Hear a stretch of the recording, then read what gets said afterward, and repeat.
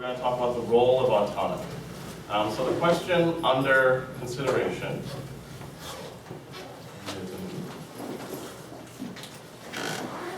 is, Peter Eisenman was ultimately right in asserting that architecture must remain autonomous from any influence outside its own rules of making.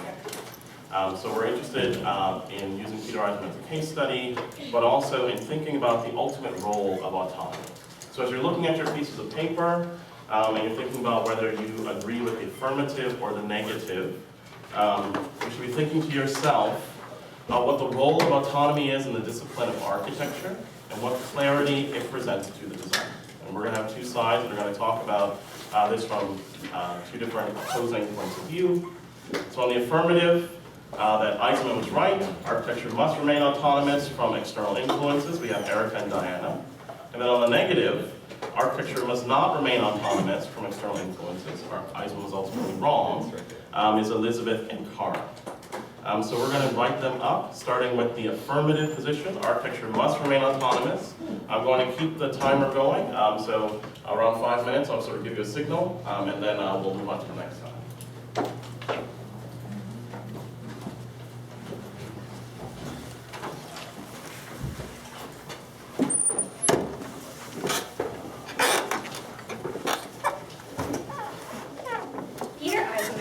Ultimately right in asserting that architecture must remain autonomous from any influence outside of its own rules of making. Autonomy is freedom from external control or influence. As Eisenman puts it, autonomy is the condition in which architectural meaning exists solely in the object. As explained by Colin Rowe, autonomy is achieved when it is elevating form as its own language, without reference to external sentiments, rationales, or indeed social visions. The ideas behind the form or object are not concerned with text, historical references, or political occurrences.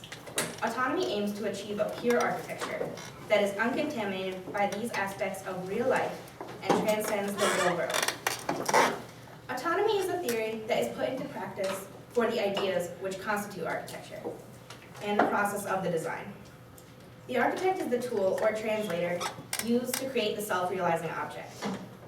Since the idea of autonomous architecture proposes design without external influences, the architecture is realized by internal factors, such as language of its form, autopoiesis, geometry, and the translator's intuition.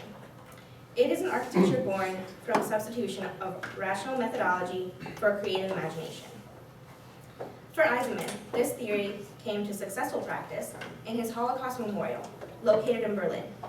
An autonomous memorial using rigid geometry and forms, as well as forced perception and experience. In this project, Eisenman makes no reference to external influences in either material or form, to history, culture, or context. The only reference to anything outside of itself as an object is the name that has been attached to it. This lack of reference to external influences allows the visitor to render its own interpretation without one being forced upon them. Eisenman wasn't the only architect intrigued by this theory of autonomy in architecture. Rem Koolhaas, Zaha Hadid, Koop Himmelbouw, Schumi, Gehry, and Libeskind all set this theory into practice. The Dutch embassy in Berlin, designed by Koolhaas, is an example of the architect's exploration with autonomy. Unlike other buildings of its time in Berlin, the embassy does not make reference to the country's history. The building does not respond to external influence, so it does not act as a monument of a shameful history of the country. Why is autonomy an important and useful theory to explore? As Eisenman says, when referencing historical examples and precedents in new architecture, the problems and pitfalls of past ideas get carried forward into the new. It is the same as taking a mathematical equation with the same variables or program. It will always give the same answer. Autonomy can be used to focus on the object itself and rid a project of these problems that historically referencing buildings face. Another problem that non-autonomous architecture faces is its fixed place in a certain point in time. Society, its relationships, and its needs are constantly changing. A building that speaks to the language of the current quality of man, instead of the language of the object itself, will not be successful when the quality of man changes as it is internally inclined to do. For example, if an architecture is centered and designed around one certain programmatic need of today's society, when society changes and thus that program changes, the building is no longer serving that purpose. This often leads a building to become unuseful, uninviting, and in some cases uninhabited. We have seen this at one point or another. Take, for example, the lobby of an older apartment building in New York. Originally designed to accommodate a doorman, guard, and staff, the needs of society shifted to make these positions and their spaces obsolete. In its place is an entryway of dead space, creating the perfect environment for dilapidation and crime. Admittedly, some buildings are repurposed, usually less successfully serving the new purpose than that of the original. Take, for example, the image behind me. Most of us would conclude, based on past experiences, that this is a Pizza Hut. It was at one time, but now its form has been used to house a misleading nail salon. Autonomy in architecture is a theory that Eisenman put forth and explored, that architects must continue to explore and expand upon. It is through implementation of autonomy that architecture can stand the test of time, transcending history, social circumstances, and politics. As said by philosopher and author Andrew Benjamin, autonomy becomes a way of locating architecture's potential, both for development and criticality.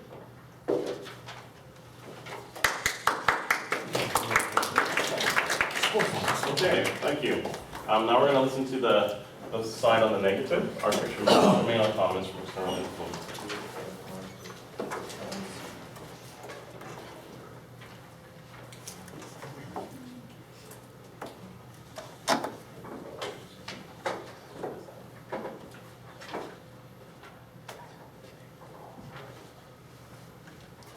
Peter Eisenman believes in architecture that is purely autonomous.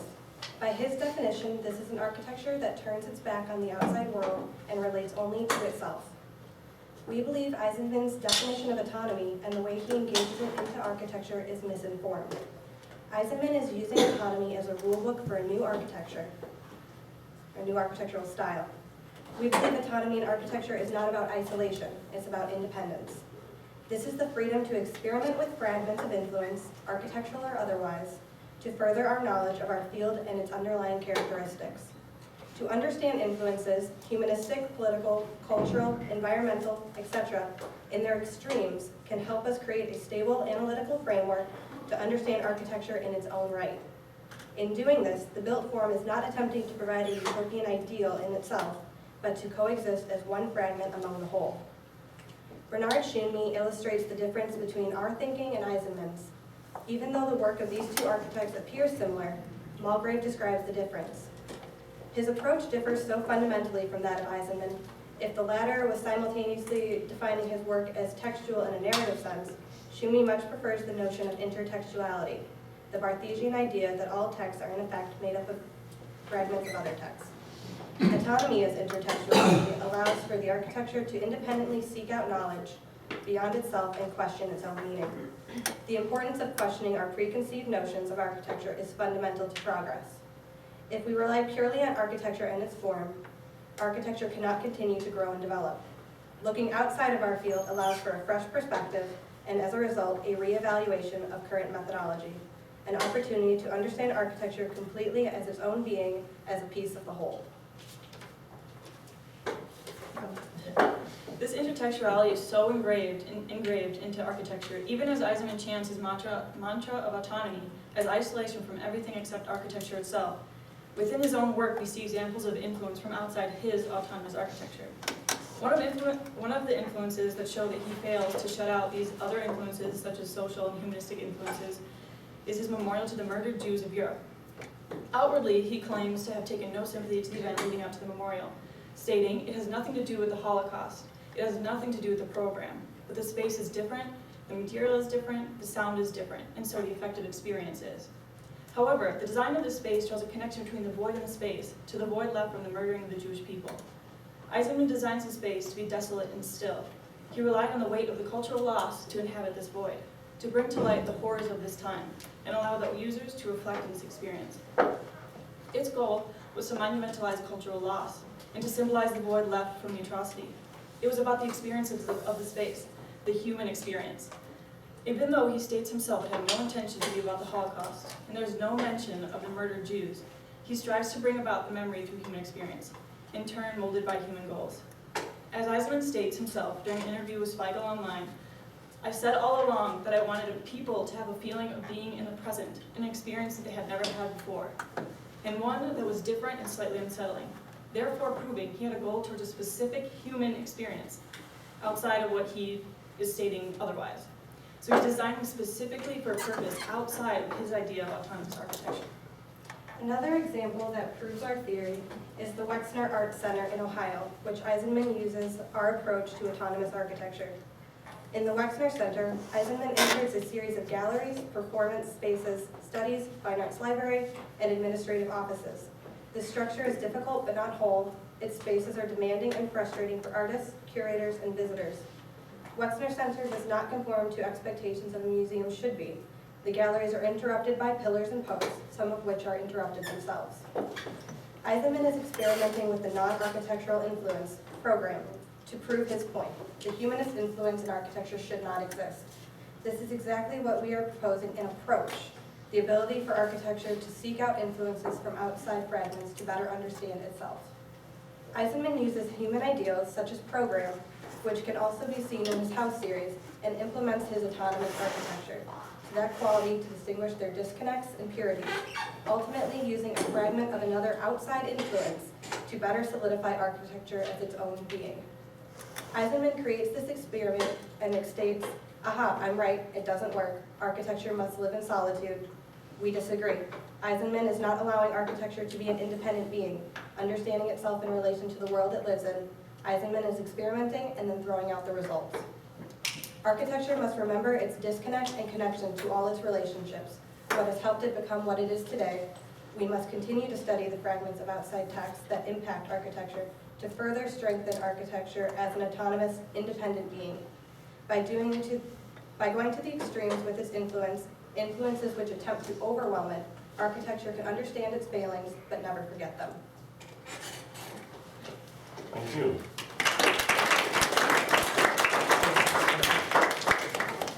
Okay, so if we can pull up the prompt again, so we can talk about it.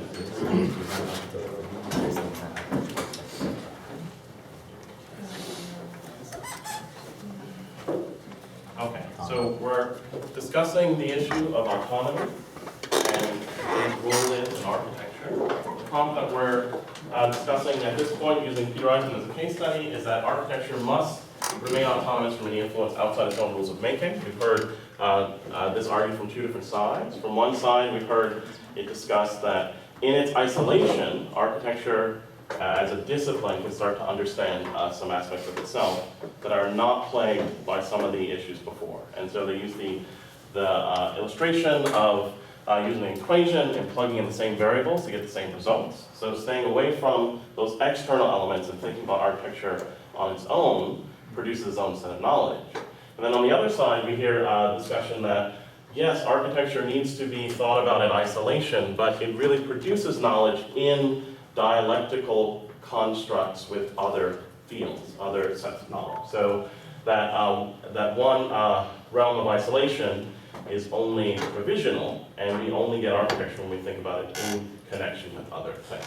And so we have two principled positions on either side, and this is the point where we have discussion questions from the audience, as well as from either side. Either side can ask each other questions, so that we can start to tease out what the productivities are of autonomy in architecture as a discipline. Yes? So I'm having trouble exactly kind of figuring out exactly what each of you is saying specifically. So can both of you kind of tell me what you mean by autonomous architecture? And then also just kind of relate that to the statement that you're making to it? Autonomous architecture for us was not looking at any external cultural and historical examples. It was really just looking at creating an object for the sake of the object, playing with forms, geometry, something to create this object that really stands for itself and speaks its own language. And then by creating that, an autonomous architecture will stand the test of time and transcend time.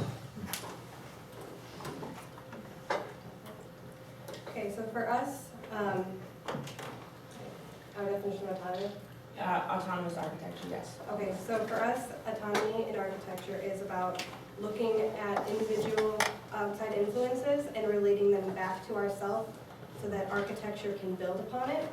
So architecture in the built environment that lives consciously among the other influences, but has its own rules of making, outside of its own rules. So it's an independent being, not an isolated being. So it has the opportunity to coexist among the whole, but not lose itself within that whole. So meeting the needs of itself through understanding of the other parts that surround it.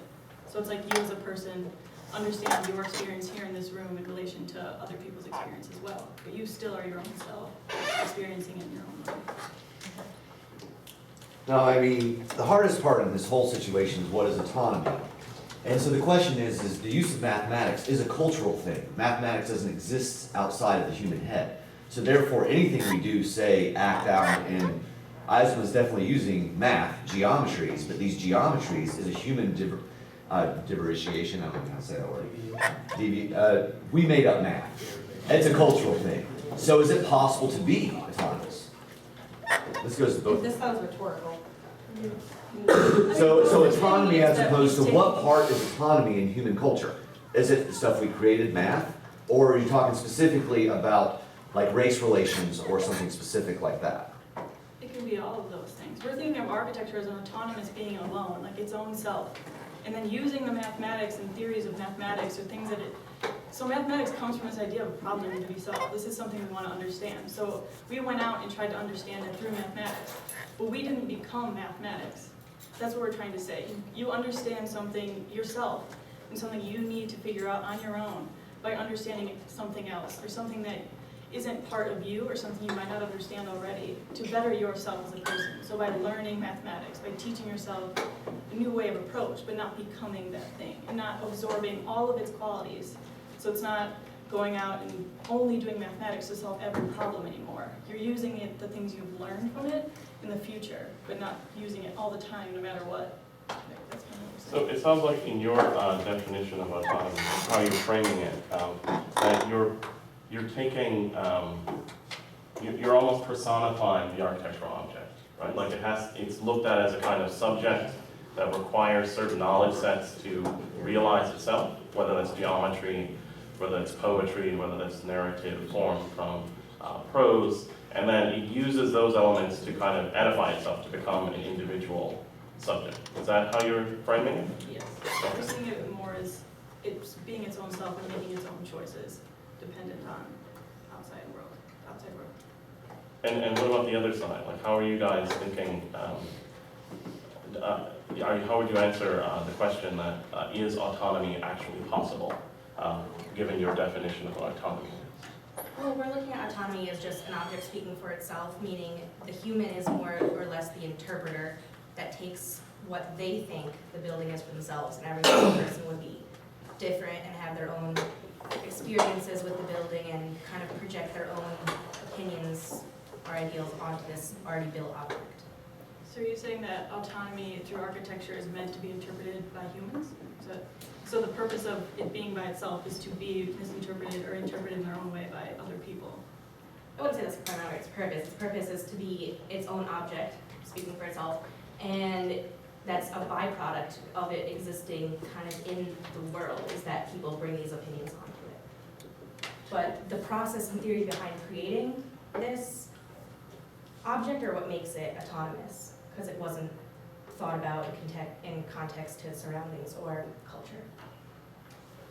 So there's also another layer here that needs to be explained, which is, at least as far as I know, buildings don't make themselves, either in drawing form or as construction. So if there's human agency being involved there, how do you separate or distinguish between the human agent and the autonomy of the actual object in question? Well, I guess we see it as, I guess it's the interpretation, it's up to interpretation in that you have to really analyze, and autonomy can be used to look at an architecture critically and assess whether it was designed autonomously or not. And you have to, the human is involved in that because we're the ones discussing this, no one else is. And I think that, there is some overlap, but it is, it's separate. So there's the idea and the process of architecture, which can be autonomous, and then there's the human interference, the interpretation, which can lead it in several different directions, lead it on the path of autonomy or on a separate path. Okay, what about the other side? So our definition of autonomy isn't isolation, it's independence. So when we're talking about autonomy, we're bringing whatever outside influence that we sought out back into ourselves to build upon ourselves. So in a sense, it's not, can you rephrase the question? Well, I guess even in your definition, for example, the individual that's doing the connecting with the outside world, is it the human designer or is it the building? And if it's the building, then what role does the human designer play in the coordination of this process? So we're thinking of architecture as kind of the built environment that lives consciously within the area. So like, we're saying that Eisenman is actually taking our theory in a sense where he's acting as almost a representative of the architecture by experimenting with these extremes. So he's going to the extreme by completely removing humans. But he's not thinking of it, he's doing it to prove a point, not to learn something. So he's doing this and finding this theory that he enjoys, but then he's like, haha, I'm done, I'm at my point, this is it. So we're using this as a relationship where the architect is a representative of the architecture as a being. So helping it to understand itself within the world around it. So it's kind of, I don't know, I think representative is probably the best way to put it. So Okay. So like in your appellation, then the architect is an advocate or representative of the building form. Whereas on the other side, are you arguing that the architect their only role is for interpretation, to interpret what the object is about? Okay, yeah. So, I have a question then for the pro side. So, if architecture is supposed to be anonymous, or autonomous might work also, from any like external influence, then how come in school, like, when we're designing stuff, we look to those influences? Like, we look to like certain contexts, whether it's environmental or cultural. I mean, we do site analysis and stuff like that. We look at what's around the site. So that seems to be contrary to our own education in the field of architecture. So what is your response to that? Well, there are new things that are being brought into architecture all the time. And the way that I think about it is almost like sustainable design. It can be implemented, it doesn't have to be, maybe it should be. And it's up to the designers on whether they're going to pursue that as a goal or not. Yeah, and we're also looking at it as, it doesn't mean that everything has to be autonomous. It's another way of looking at it. It's like a theory behind the idea itself and the process that makes it autonomous. It's another way of going about design. But it says that it must. Yeah. It must remain existent in design itself. So at some point, architects need to look at it for the form itself. They need to explore that theory. They need to apply it at some point. So let's, well, hang on a first, and then this person here, and then. So my question is for the affirmative side about the images of the New York City lobby. So I guess my question is, would you not have to critically analyze the lobby in order to create a timeless architecture, therefore utilizing culture and not being autonomous?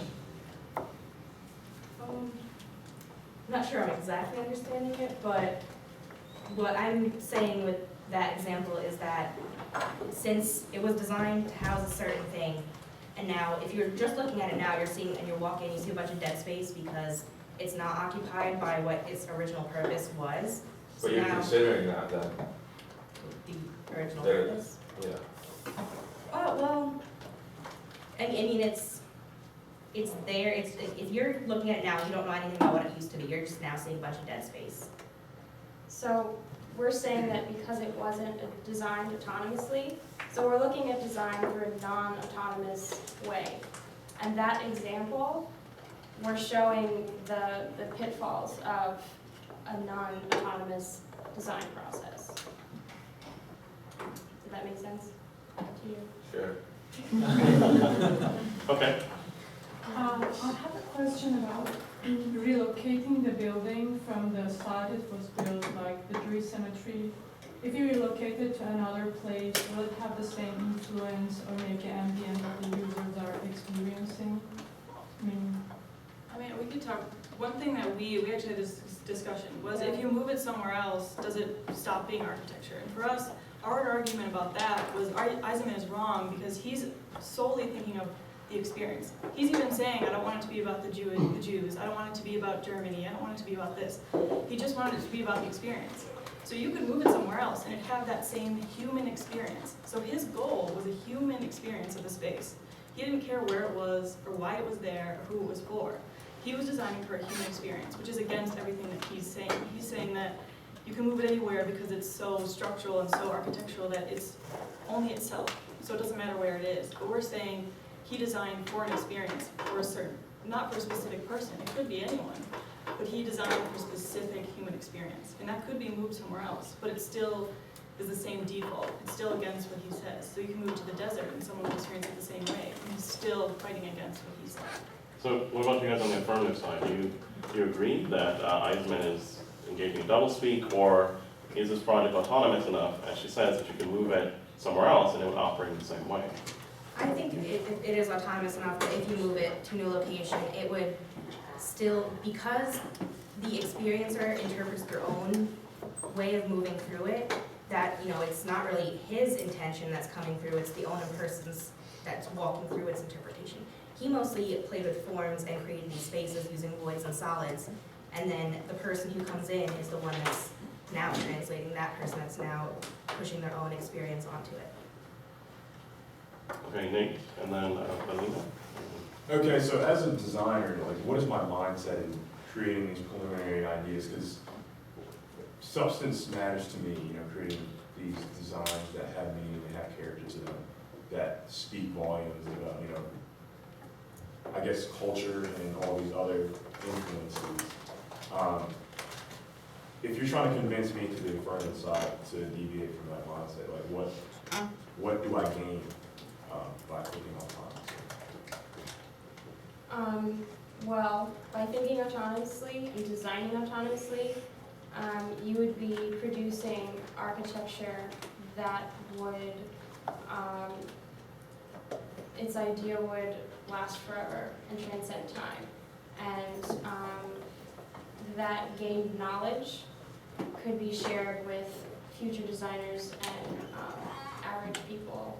And anyone can look back on that and learn from it and experience it.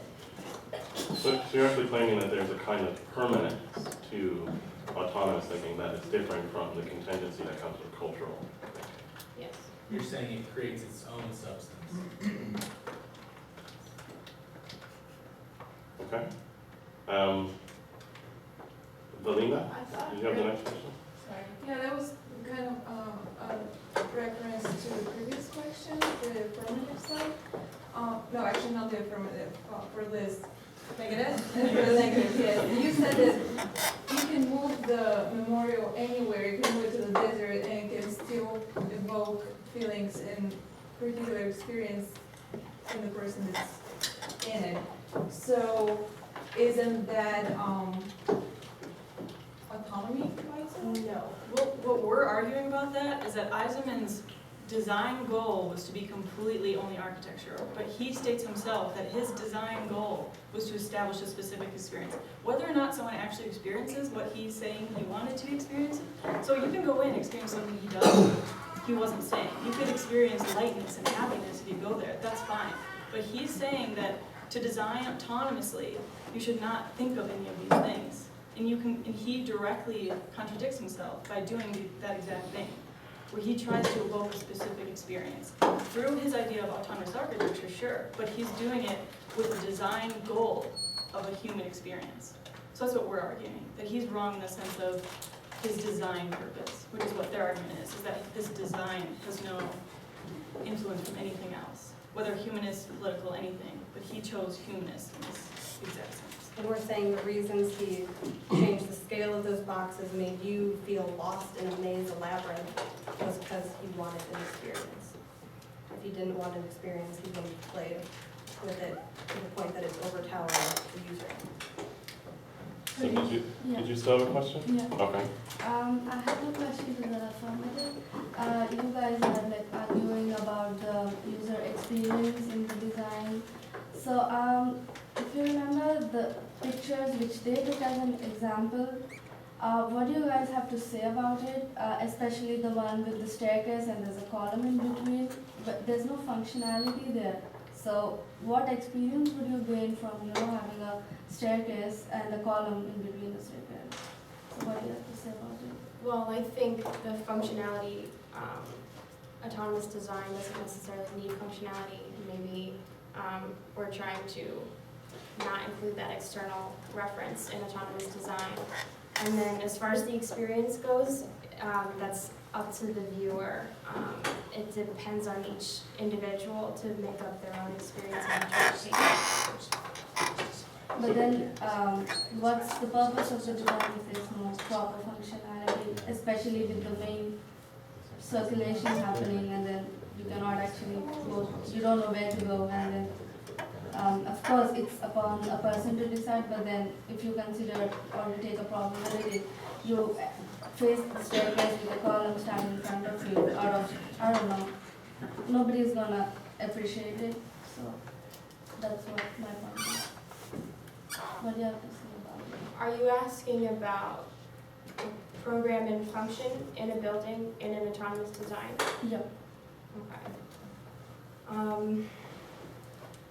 So the way that autonomous design could work is first the idea and the design process, and those two components the most are where the autonomy is happening.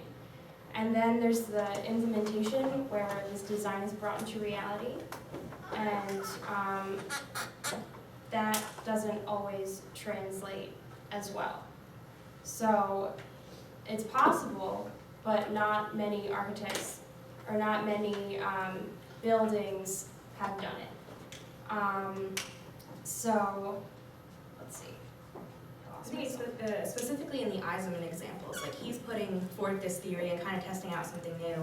And we're saying that more people like Koolhaas and Zaha that got into it need to get into it and kind of, create new ways of autonomous architecture and just figure something else out with it too.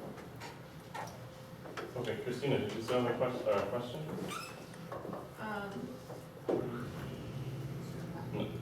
In reference to what she said about putting the column in the middle, then it still serves a function, right? Because it's art now, or you still experience it, you just don't use it as a staircase maybe. Yeah, it still serves a purpose. And so would you still say that it's autonomous if there's still a human experience happening? I mean, for that, it's more the manipulation of the form and the process behind the design, like the theory and the actual process was autonomous. It's not saying the building, once there's people in it, is not autonomous anymore. It's not really autonomous because you're saying a staircase serves this way, so let's make it not work by putting the column in the middle. So you're still thinking about the way that it's used. So you're saying by doing the opposite of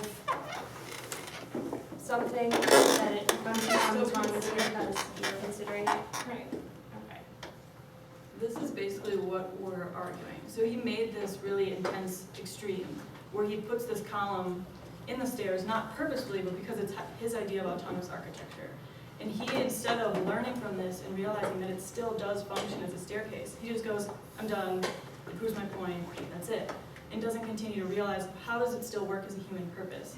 And why does it still work as a human purpose? So he kind of starts experimenting, as we say, throws out the results, and kind of just uses it to prove a point, but doesn't further his experiment through that way. So he eventually is unsuccessful in his own approach. And so we're saying his approach is good in the sense that it finds out something about this autonomous architecture, but he does not continue to use it in the past. He just kind of lets it be there.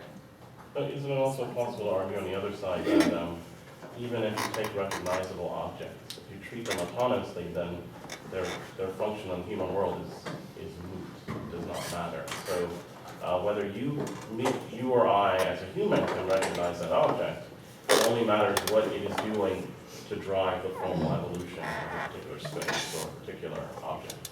So can't you look at it both ways? Like, our insistence to give it meaning is from our side. It doesn't mean that the autonomous object has to think of it in that way at all. Yeah, I think that would be one of the conclusions that could be drawn in that sense, but then there's also the idea that, so there is that human experience, and remember that in the future, where he kind of just ends it there and uses it as this thing that exists, and he's like, okay, I'm done, but doesn't continue to further that idea that he doesn't talk about humans experiencing this in this specific way. He just says, like, this is the extreme, this is what happened, and it's done. He doesn't kind of analyze that. So you acknowledge that as a possibility. You're just saying that he doesn't go far enough in contextualizing then how does that relate to the human environment once it's built and constructed and people experience it. Correct. Okay. So you've had your hand up for a while. I Yeah. still have a question. It was kind of already touched on already. So I don't think it's... Okay. So then, do you still have a question? No. Okay. Where are the questions then? Let's get someone who hasn't spoken yet. So do you have a question? Yeah. Okay, go ahead. You guys put up the picture and they talked about the column and the staircase. So, why should there not be a column? I mean, I think Peter is making a very good point here by saying a staircase need not exactly be staircase. Maybe it depends on us. Why should there not be a column in between? Why maybe it can be used as a place where people can walk, also a place where people can just sit and relax. Why are we giving such definition that, oh, it's not functional anymore because now there's a column? Of course it is. People can walk. It was a very wide staircase. Maybe there is something where, I don't know, why should you say it should We're not saying it's bad. We're not saying you can't. We're saying that he's taking our theory of looking at that humanistic behavior of what we probably thought of as a stair, and he wanted to interrupt it. So he did look outside of pure architecture form of just planes and masses moving and related back to his architecture, and he proved his point. He wanted to interrupt human interaction. So he took one step out into our theory, but he just hasn't been going further to go and look at atmospheric sciences and pull it back for something that could help architecture develop.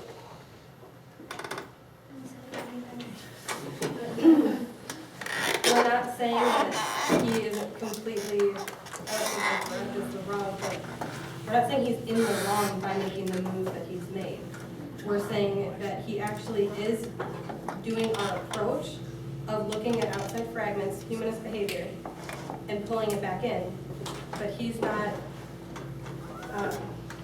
Well, I mean, we're saying, like, this is an experiment. We want him to do these experiments and go to the extreme. And then have that column enter in the staircase because it was supposed to be like that in his autonomous architecture. But then you question, why is it experienced in this way? How does a column ruin this staircase? Does it ruin the staircase? For him, he just kind of used it as a solid answer. He didn't analyze it or explain why it could possibly be interpreted as a non-functional thing. Is it even a human experience that defines it as a staircase? So instead of actually analyzing this clashing that exists, that we're all talking about, he's just like, this solves my answer, this is it, humans should not exist in architecture for this purpose. So So he's saying, like, he's the one that's saying the column ruins the stairs, basically. Saying that it gets in the way of this human idea of a stair, so I prove my point, we're done. Hope that makes sense.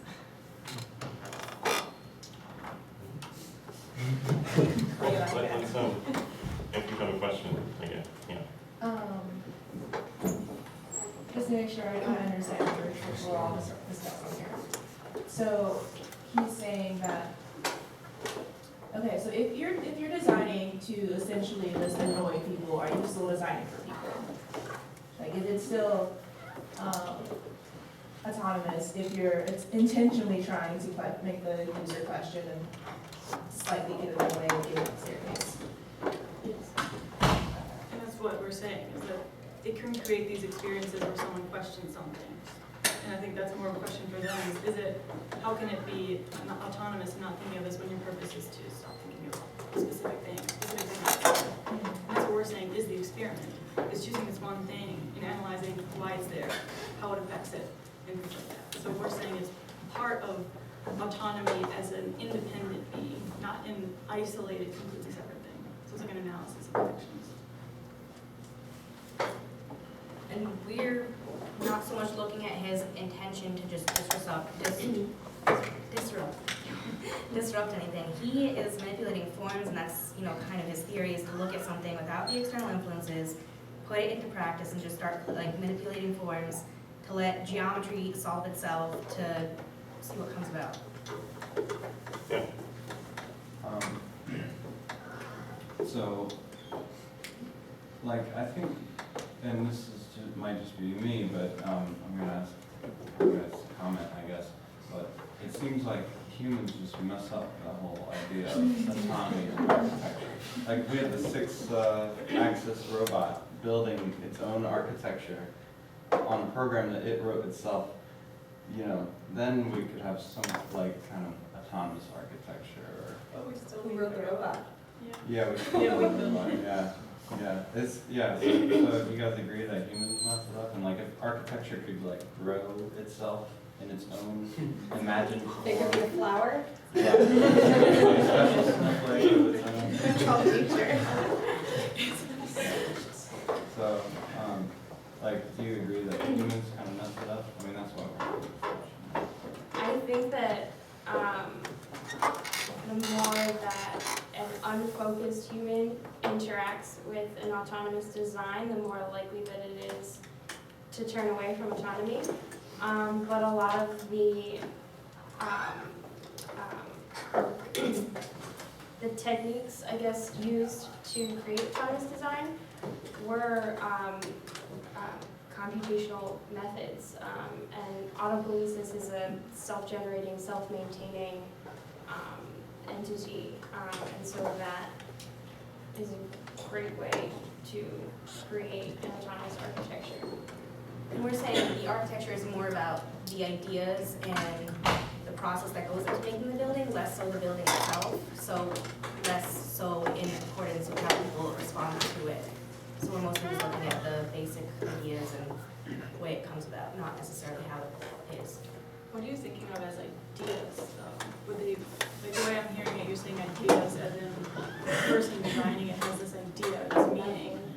How can it have a separate idea than it being autonomous? You're saying autonomous, it's autonomy in its design, and you're including this idea of an idea. So how does an idea from that person get implemented in autonomous architecture if it's not architecture? An idea could just be a form that could be pre-existing, it could be a form that exists in nature, and then the process is how it's manipulated, how it's, Interpreted. yes. I'd like to just touch on Stu's question, because I don't think the human necessarily messes it up. Because in the built world, we can't untangle architecture from everything else that's happening.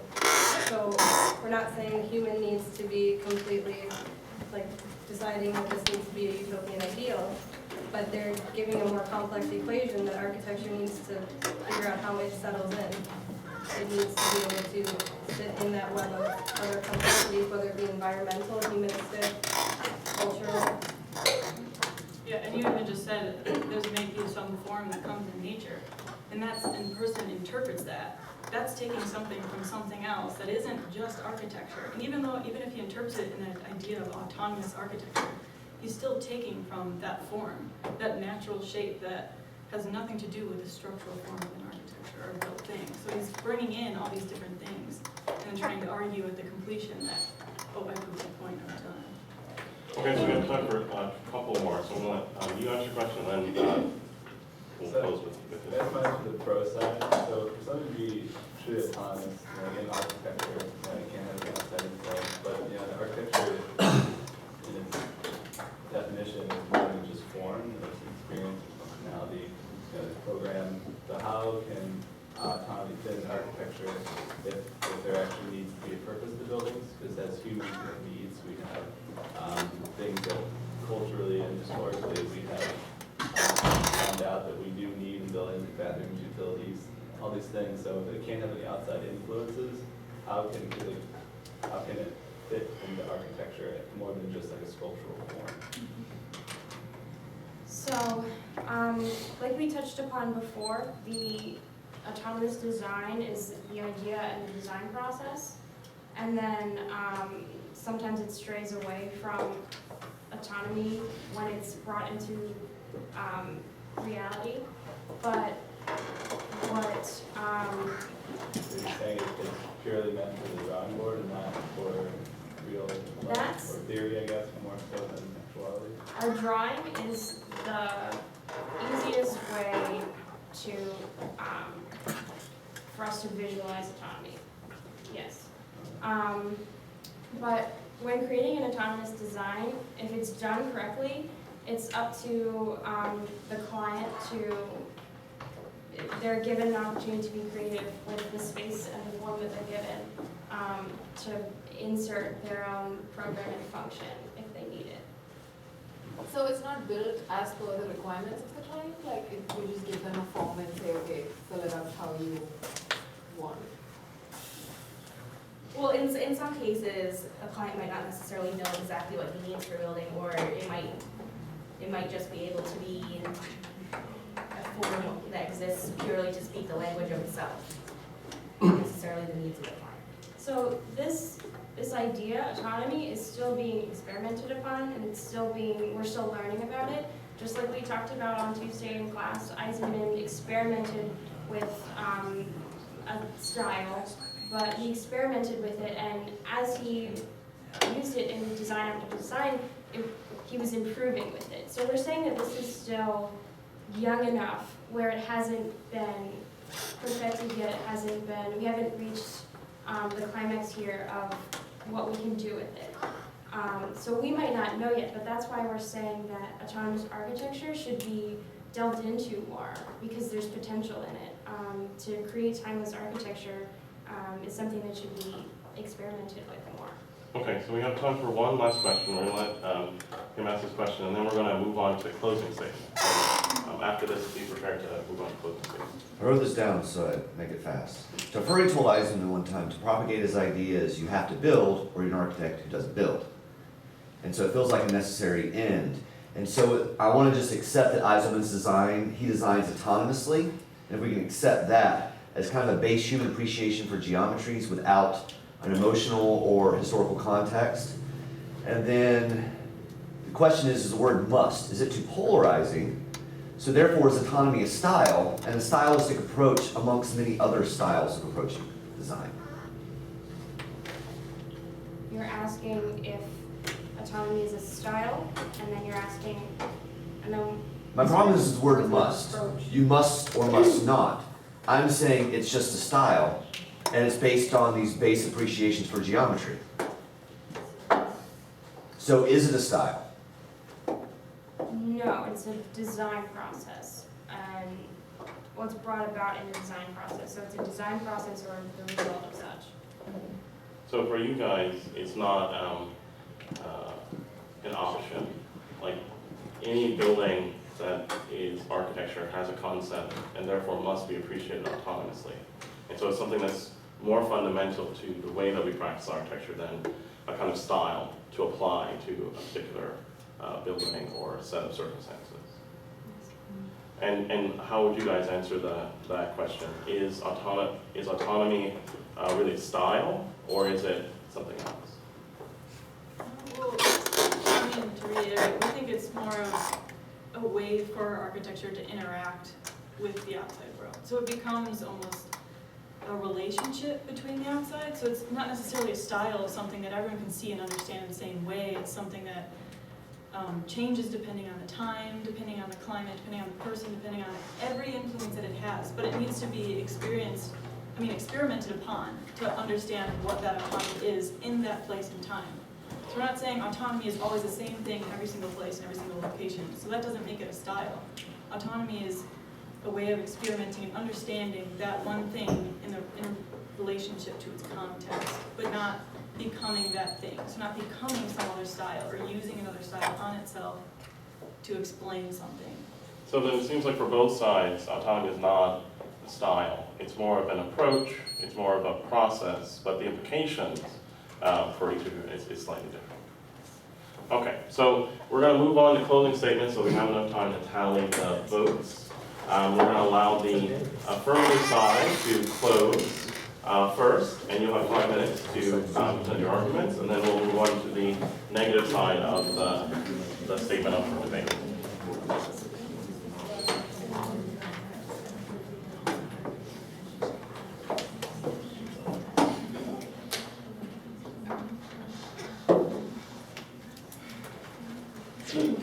Kenneth Michael Hayes, in his description of Colin Rowe's Introduction to Five Architects, wrote, "The true potential of architecture lies in the possibility of its autonomy." He continued by writing that it is not technological relevance or the potential of popularity that should be pursued in attempt to reach the true capability of architecture, but instead, it is autonomy that should be sought out. Architecture that strives towards the single-minded goal of perceived greatness will ultimately be abandoned in favor of another great piece of architecture when the tide changes. When something is bent towards one purpose, it will eventually fail. When the original purpose of a building is rendered invalid, it might be abandoned. The Tower of David, originally planned to be a banking center and envisioned to be a brilliant and shining symbol in the capital of Venezuela. But instead, it served as the world's tallest vertical slum. The intended purpose of this building was rendered invalid, and squatters took over the abandoned building.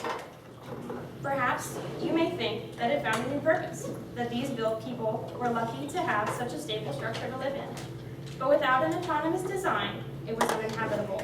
The living conditions simply became a breeding ground for disease and crime, no different or better than any other slum. A building that is made for the purpose of its own objectivity will be more able to provide for a new program in a different time or culture with minimal changes.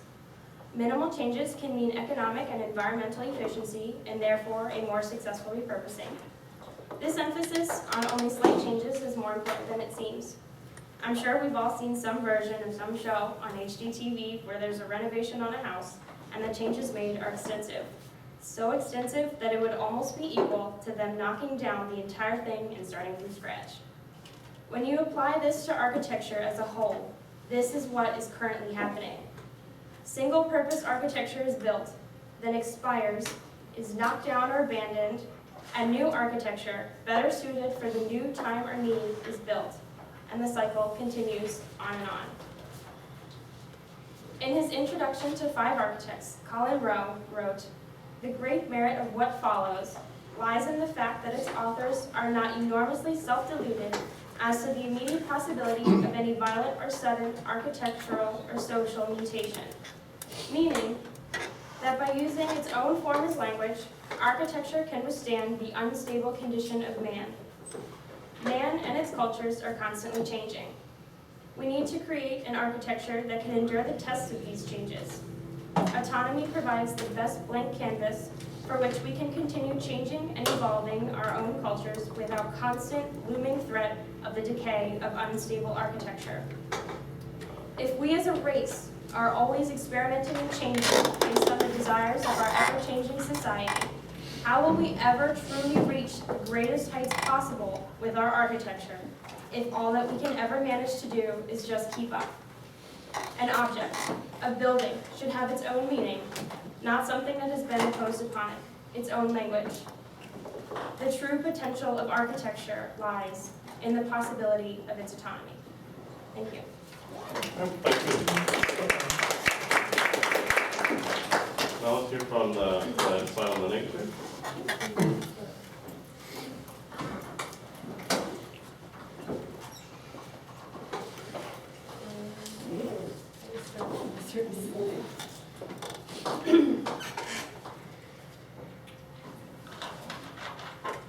As Jeffrey Kipnis states in Twisting the Sepulchre, do not destroy, maintain, renew, and reinscribe. We battle with the very meaning of architectural meaning without proposing a new order. Avoid a reversal of values aimed at an unaesthetic, uninhabitable, unusable, asymbolic, and meaningless architecture. Instead, destabilize meaning. To destabilize meaning does not imply progression toward any new and stable end, and thus can neither mean to end meaning nor change meaning, nor, obviously, does it mean to conserve a true meaning. To destabilize meaning is to maintain a respect for all the meanings possible. As a consequence of the congenital instability of writing, one does not declare war, another strategy weaves itself between hostilities and negotiations. The key point of this quote is that architecture is a piece of the whole that cannot survive isolated from everything else.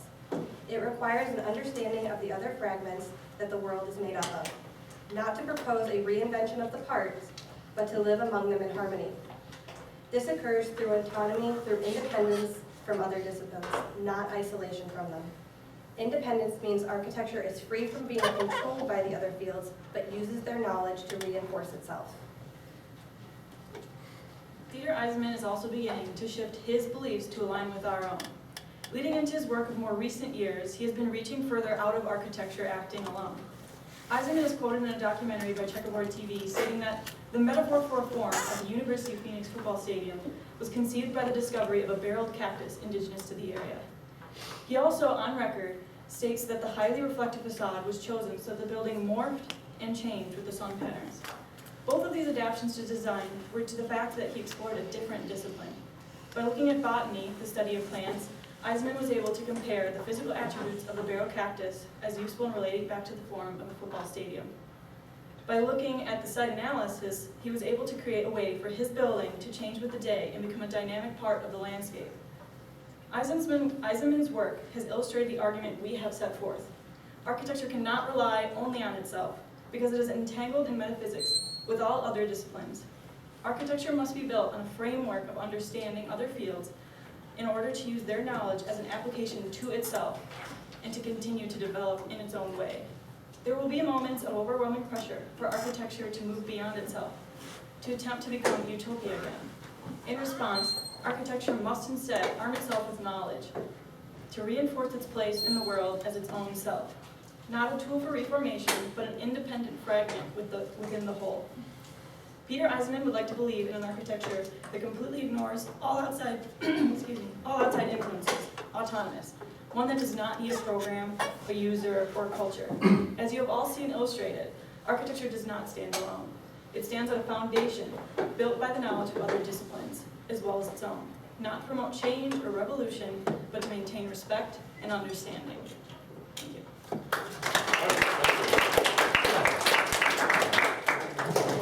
Okay, so now it's time to enter your decisions for the second half. So in the beginning, you voted for a particular position. Now you should vote again. And so decide whether you are for the affirmative or the negative. And then once you're finished with that, pass it down and we will. I said she's hot. So that means they're very hot. I said please have preference.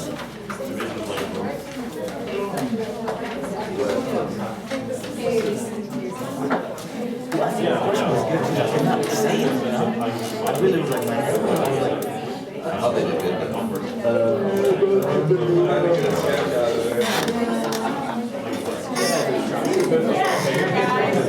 Cut yours. Why don't you do that? Of course. take a picture of it. I did. Yeah, a lot of men are very weird. Caleb, he drew a sketch and he wanted to cut it out. So Caleb drew a sketch and he wanted to cut it out by cutting it out. Okay. Go take a picture. I did, man. I took a fuck. And we're still rolling. Oh my God. Do I have everyone's sheet assigned to groups? There you go, get it over.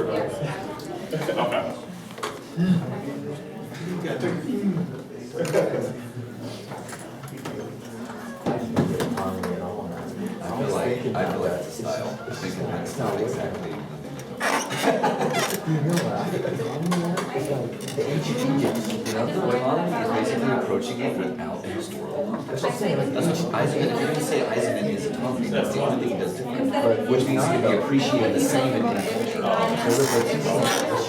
Yeah, but he's using math. Math is something that's universally appreciated. Anybody can look at an Eisenman project and get appreciation from it. He's using it universally. That's why I'm Yeah, it's history, it's just math. It's just appreciation. It's Spock. It's basically it's Spock. You like Spock, you like Eisenman.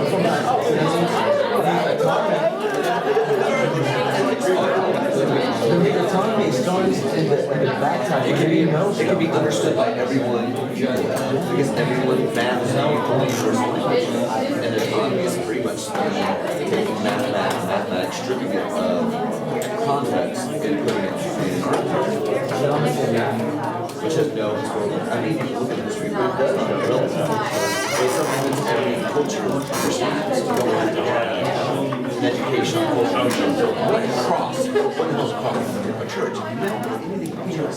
The cross is it's geometry. And Eisenman is stripping the meaning from the cross and saying it's I actually see a lot of validity in this. I read a bunch of crap last night.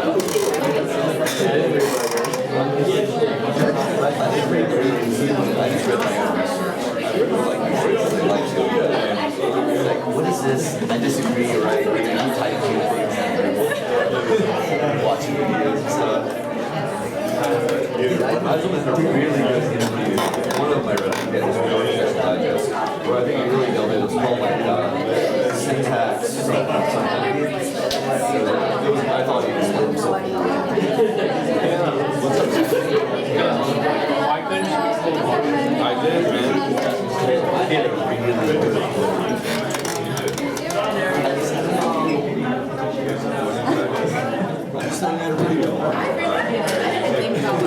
Did you? Bumps. Oh, take that bump away. I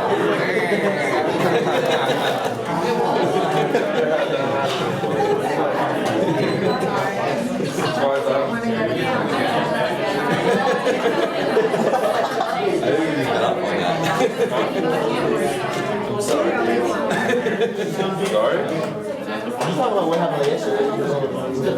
We can have it just between those conversations. I'm involved in eventually. Just things to record. Coffee. So I think autonomy is a style. You're referring to the curse word? I think it's very valid. I stopped myself. I think it's a valid first architecture. It's just one of many. You look at Eisenman's building, it shouldn't have been built. For you to answer the way negatively, you have to look at Eisenman's work and say it shouldn't have been built. You can say that to your mind, otherwise it shouldn't have been born. What side did he go for? No opinion. No opinion. Yeah, I started with negative.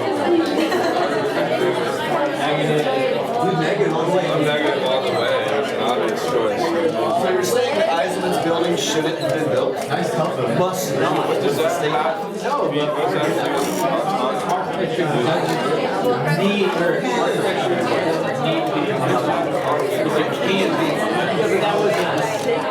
It said it must or must not. It must not be autonomous. So it's the negative statement. What you're saying it must not means Eisenman's building shouldn't be built. Yeah, the negative. So you agree with the negative. Architecture must not be autonomous. So you're saying Eisenman's building shouldn't be built. So Eisenman shouldn't build buildings. Well, no, that's just one style that. See what I mean? That's the problem. You have to be able to picture what you're saying. But I feel like also, I feel like Eisenman also like issues like I feel like every project he has based on it. I disagree. I think House 2 and the cemetery are exactly the same. House 2 and the cemetery are pretty much the same. Design-wise. Okay, all right. You can pick up the experience you want. I wish they were wrong. That's what I was.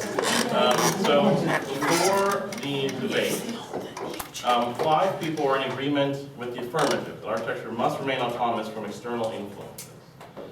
28 people were against, so they agreed with the statement architecture must not remain autonomous from external influences, and 1 person was undecided, so 1 person had no opinion. At the end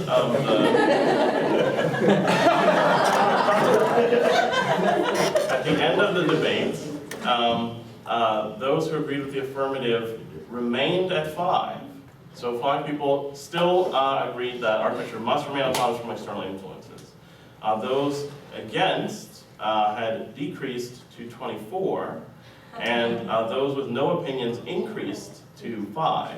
So 4 people were undecided. But in terms of raw numbers, the debate goes to the negative side, architecture must not remain autonomous from external influences. So if we can take a moment just to thank both of our teams for their Can we also point out the positive political leanings to the middle? Well, the side that grew the most was actually no opinion. So, When they pulled them to the middle. Yeah, That's a so positive. there's a pull to the middle. That was a great thing. Okay.